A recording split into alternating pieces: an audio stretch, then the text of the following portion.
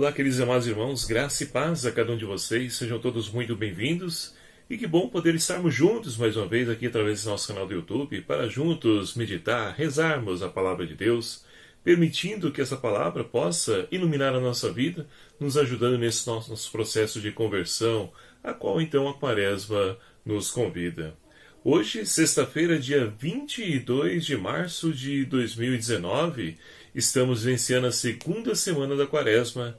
E já antes de partirmos para o Evangelho, convido você a deixar aí o seu like nesse vídeo, a compartilhar, a divulgar esse canal para que o Evangelho de Cristo possa atingir o maior número possível de pessoas e assim possamos fazer a nossa parte enquanto evangelizadores. Então, compartilhe, divulgue, ative aí o sininho para que seja notificado de quando eu posto os vídeos aqui no nosso canal.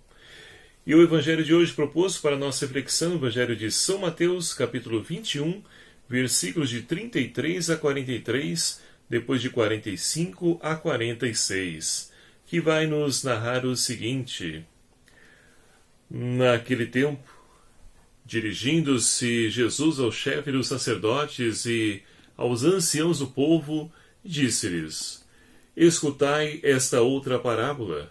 Certo proprietário plantou uma vinha, pôs uma cerca em volta, cavou nela um lagar para pisar as uvas e construiu uma torre de guarda. Ele alugou a uns agricultores e viajou para o estrangeiro. Quando chegou o tempo da colheita, ele mandou os seus servos para os agricultores para receber os seus frutos. Os agricultores, porém, agarraram os servos, espancaram a um, mataram a outro, e a outro apedrejaram. Ele ainda mandou outros servos, em maior número que os primeiros, mas eles os trataram do mesmo modo. Por fim, enviou-lhes o próprio filho, pensando: a meu filho respeitarão. Os agricultores, porém, ao verem o filho, disseram entre si: este é o herdeiro, vamos matá-lo e tomemos posse de sua herança.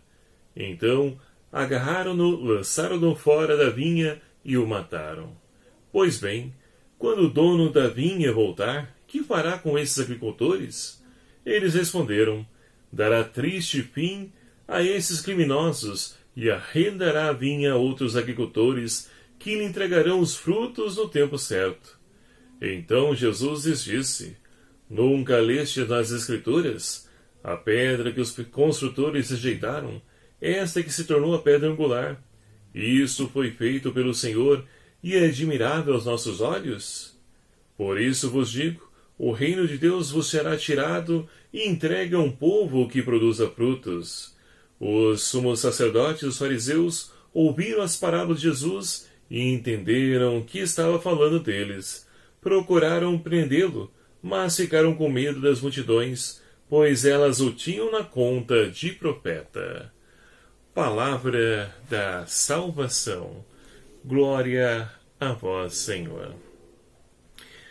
Caríssimos irmãos e irmãs, estamos então aí finalizando essa segunda semana da Quaresma e podemos então olhar as leituras que nos apontam a liturgia hoje e perceber o amor infinito e misericordioso de Deus.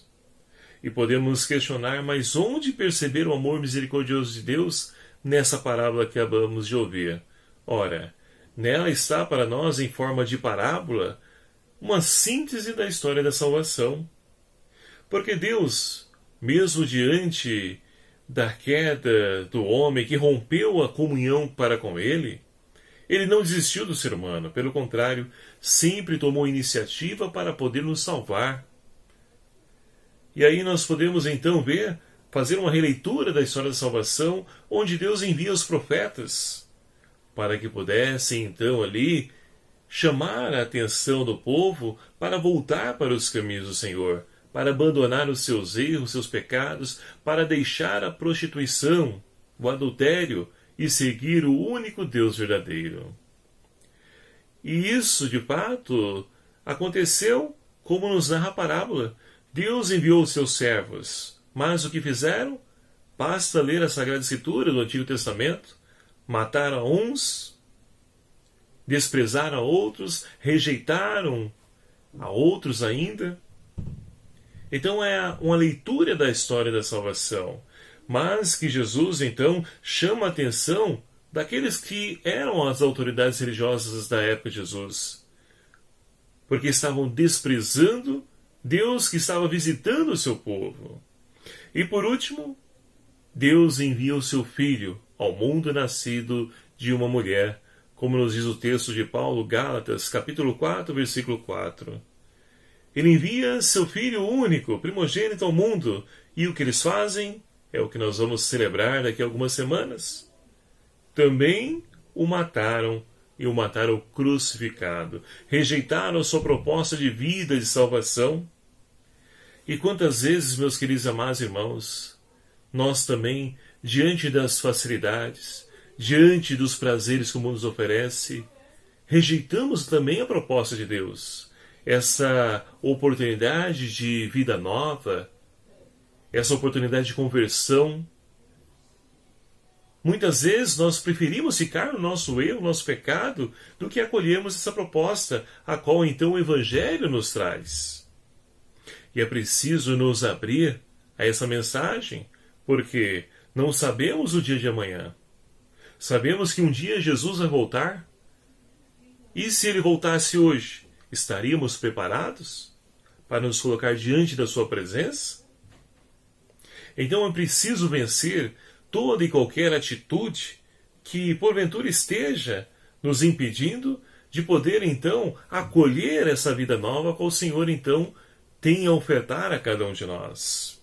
E para isso é preciso olhar para a nossa vida, aproveitando esse tempo de penitência, tempo de oração, de intensificar ainda mais a oração, da leitura da Palavra de Deus, para poder olhar para a nossa vida. A primeira leitura de hoje, extraída do livro do Gênesis, narra para nós um texto muito conhecido, uma história muito conhecida nossa, que é a história de José do Egito. Ora, nos diz aí a primeira leitura de hoje que José, ele tinha uma afeição maior, ou melhor dizendo, Israel, ele tinha uma afeição maior a José. Mas o porquê disso? É que nem os pais dos dias de hoje. Muitos filhos dizem que, mãe, você ama mais ele do que eu. Você ama mais fulano, ciclano, beltrano. E não é isso. É que cada um tem uma particularidade. Olha só José. José é filho da velhice de Israel. E ali então, por isso ele tem uma afeição. Mas qual a postura dos irmãos? Sentem inveja, ciúme, tanto que passam a rejeitar. Olha só como que funciona o mal na nossa vida. Começou com a inveja, o ciúme, e aquilo não foi então ali liberto de dentro dos irmãos dele. E pelo contrário, foi alimentado cada vez mais o mal, a tal ponto então de aquilo que a primeira leitura de hoje nos diz, de quererem até mesmo matar o seu próprio irmão.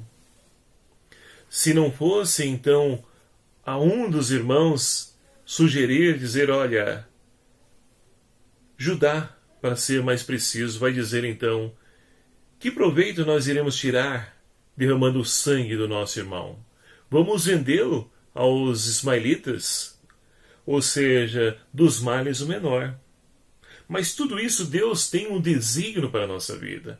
Até mesmo aquilo que aparentemente foi desgraça, sabemos muito bem que se tornou depois graça, porque é o próprio José que vai salvar a vida dos seus irmãos, do seu pai, porque ele vai para o Egito, se torna ali um homem importante, apenas abaixo do faraó, e é ele que provém o sustento na época de fome para a sua família. Mas, enfim, voltando ao texto de hoje, se nós não combatemos o mal, nós eliminamos o mal da nossa vida, ele vai crescendo em nós. E nós vamos nos tornando pessoas ruins, amargas, sem vida, sem brilho. Então é preciso, iluminado por essa palavra, deixar-nos transformar por ela, para que nós possamos resgatar a imagem e semelhança de Deus que está dentro de cada um de nós. E o salmista de hoje nos convida a podermos então vencermos toda e qualquer cegueira que porventura nos impeça de enxergar a graça de Deus em nossa vida. E José, é só ler ali o livro do Gênesis, nós então vemos que ele, diante de tudo isso, jamais ele alimentou mágoa, ódio, desejo de vingança pelos seus irmãos. Pelo contrário, ele buscou então compreender os desígnios de Deus para aquela situação. E isso é bonito, lembrar, ou seja, enxergar as maravilhas de Deus mesmo diante das adversidades em nossa vida. Portanto, meus queridos amados irmãos, como vimos, temos muito a crescer nessa nossa caminhada quaresmal, e que nós possamos então, de coração aberto, deixar-nos iluminar por essa palavra, para que nós possamos então aniquilar e eliminar o mal de dentro da nossa vida, para que ele não cresça em nós, e que nós possamos crescer sim, mas no amor, na gratuidade, na fraternidade, no amor, no perdão. É esses sentimentos que o Senhor então espera produzir na vida de cada um de nós. E para que isso se concretize, vamos então, através do jejum, da esmola, da oração, deixar que Deus transforme todo o nosso ser, para que nós possamos escrever uma nova história na nossa vida. Louvado seja o nome do nosso Senhor Jesus Cristo, para sempre seja louvado. O Senhor esteja convosco, Ele está no meio de nós. Por intercessão de São José, abençoe-vos Deus Todo-Poderoso, Pai, Filho e o Espírito Santo. Amém. Um abraço fraterno a cada um de vocês. Até o próximo vídeo, se assim nos permitir. Espero por você.